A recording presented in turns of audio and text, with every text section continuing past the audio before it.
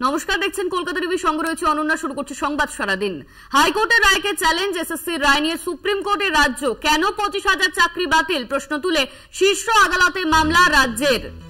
হাইকোর্টের রায়কে চ্যালেঞ্জ করে সুপ্রিম কোর্টের রাজ্য। কেন 25,000 চাকরি বাতিল হলো, সেই নিয়েই সুপ্রিম কোর্টের দ্বারস্থ রাজ্য। এসএসসির রায় নিয়ে সুপ্রিম কোর্টের দ্বারস্থ রাজ্য।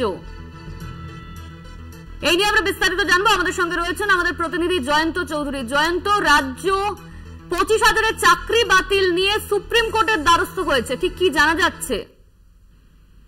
হ্যাঁ, এটা গত পরশু দিনকে, যেদিন হাইকোর্ট এই রায় দেয়, হাইকোর্টের ডিভিশন বেঞ্চ, সেই দিন মুখ্যমন্ত্রী স্বয়ং ঘোষণা করেছিলেন যে বিরোধিতা করে আদালতে যাবেন, এখানে সর্বোচ্চ আদালত সুপ্রিম কোর্টে যাবেন। সেই কথা মতন আজ সুপ্রিম কোর্টে স্পেশাল লিভ পিটিশন করে সেই আবেদন করা হয়েছে যে একসঙ্গে যে 24,000-এরও বেশি মানুষের চাকরি এইভাবে চলে যাওয়াটা একটা অভূতপূর্ব ঘটনা, কেউ জানে না। যাই হোক, সেই বিষয়ে সুপ্রিম কোর্টের দ্বারস্থ হয়েছে হাইকোর্টের যে রায়, সেই রায়কে চ্যালেঞ্জ করে।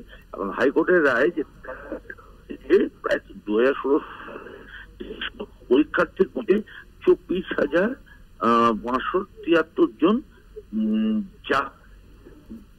চাকরি প্রার্থীদের অভিযোগ ছিল, এবং সেই অভিযোগ আংশিকভাবে প্রার্থী তার মধ্যে রয়েছে এই 24,000-এর মধ্যে। আর কতজন সেই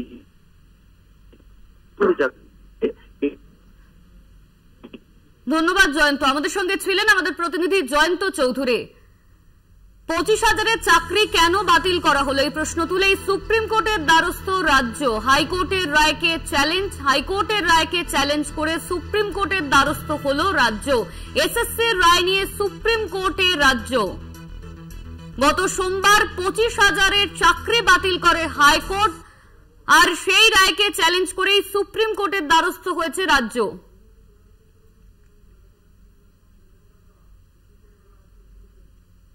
এই মুহূর্তে আমরা যোগাযোগ করতে পেরেছি তৃণমূল নেতা জয়প্রকাশ মজুমদারের সঙ্গে। আপনাকে স্বাগত কলকাতা টিভিতে। হাইকোর্টের রায়কে চ্যালেঞ্জ করে সুপ্রিম কোর্টে গেল রাজ্য, ঠিক কি বলবেন? না, এটা তো হওয়ারই ছিল। হাইকোর্টের যে নিয়োগ দুর্নীতি বলে যে বিষয়, অসংখ্য কোর্ট, অসংখ্য কেস, সব কেস হরে দরে এক জায়গায় করে এক ঝাড়ে এক কোপে সব কেটে দিলাম, এইরকম একটা বার্তা নিয়ে যে রায় হয়েছে, সেই রায়ে আঙুলের ফোড়া দূর করার জন্য হাত কেটে বাদ দেওয়া হয়েছে। সিবিআই তদন্তে কে দোষী, কে অপরাধী, নিয়োগ দুর্নীতি কোথায় হয়েছে তার কোনো দিক নির্দেশ নেই, কারুর শাস্তি বিধানের নেই। শাস্তি বিধানটা কি হলো না, 25,000 যারা 8 বছর ধরে কাজ করছে তাদের চাকরি যাবে, তাদের টাকা ফেরত দিতে হবে। অদ্ভুত ব্যাপার। তাদের নির্দিষ্টভাবে কি কাউকে দোষারোপ করা হয়েছে যে তুমি এত টাকা দিয়ে চাকরি পেয়েছো? না, কারুর নয়। 25,000 একটানে আমি বাদ দিয়ে দিলাম। আর আজকে তাদের মধ্যে কেউ যদি আত্মহত্যা করে, তাহলে এই জাস্টিস যিনি দিয়েছেন, যারা দিয়েছেন, তারা দায়িত্ব নেবেন তো? তাদের হাতে এই রক্ত লেগে থাকবে। একমাত্র মমতা বন্দ্যোপাধ্যায় এদের পাশে দাঁড়িয়েছেন, মানবিক কারণে, সামাজিক কারণে। এবং সেই জন্যই সুপ্রিম কোর্টে যাওয়া।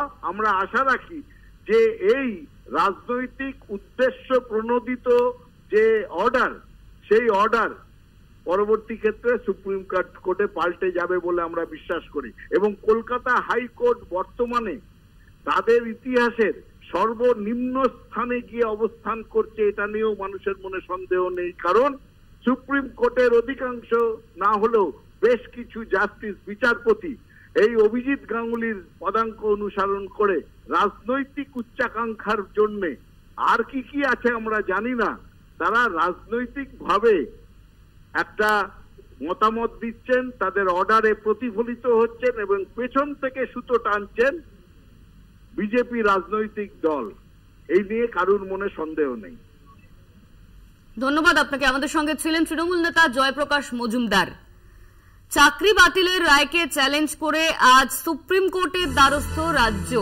হাইকোর্টের রায়কে চ্যালেঞ্জ করে সুপ্রিম কোর্টের দ্বারস্থ হল রাজ্য। গত সোমবার 25,753 জনের চাকরি বাতিল করেছে হাইকোর্ট। সেই রায়কেই চ্যালেঞ্জ করে আজ সুপ্রিম কোর্টের দ্বারস্থ হল রাজ্য। কেন 25,000-এর চাকরি বাতিল করা হলো? অযোগ্যদের পাশাপাশি যোগ্যদের চাকরি নিয়ে উঠছে প্রশ্ন তুলে শীর্ষ আদালতে মামলা রাজ্যের। গত সোমবার হাইকোর্টে রায় দেওয়া হয় 25,753 জনের চাকরি যায় হাইকোর্টে রায়। আর সেই রায়কে চ্যালেঞ্জ করে আজ সুপ্রিম কোর্টের দ্বারস্থ রাজ্য। কেন 25,000-এর চাকরি বাতিল করা হলো? প্রশ্ন তুলে শীর্ষ আদালতে মামলা রাজ্য সরকারের।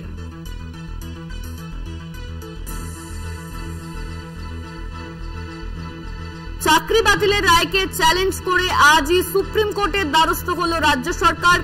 স্কুল সার্ভিস কমিশনে নিয়োগ সংক্রান্ত মামলায় সুপ্রিম কোর্টের দ্বারস্থ রাজ্য। এসএসসির রায় নিয়ে সুপ্রিম কোর্টে গেল রাজ্য সরকার। কেন 25,000-এর চাকরি বাতিল করা হলো? অযোগ্যদের পাশাপাশি যোগ্যদের চাকরি কি করে গেল, এই প্রশ্ন উঠছে। প্রশ্ন তুলে শীর্ষ আদালতের দ্বারস্থ রাজ্য সরকার। গত সোমবার হাইকোর্ট রায় দেয় প্রায় 25,753 জনের চাকরি যায় এবং যারা চাকরি করছিলেন তাদের সমস্ত বেতন ফেরত দিতে হবে, এমনই নির্দেশ দিয়েছিল হাইকোর্ট। সেই রায়কেই চ্যালেঞ্জ করে সুপ্রিম কোর্টের দ্বারস্থ হল রাজ্য সরকার। কেন 25,000-এর চাকরি বাতিল করা হলো? প্রশ্ন তুলে শীর্ষ আদালতে মামলা রাজ্য সরকারের।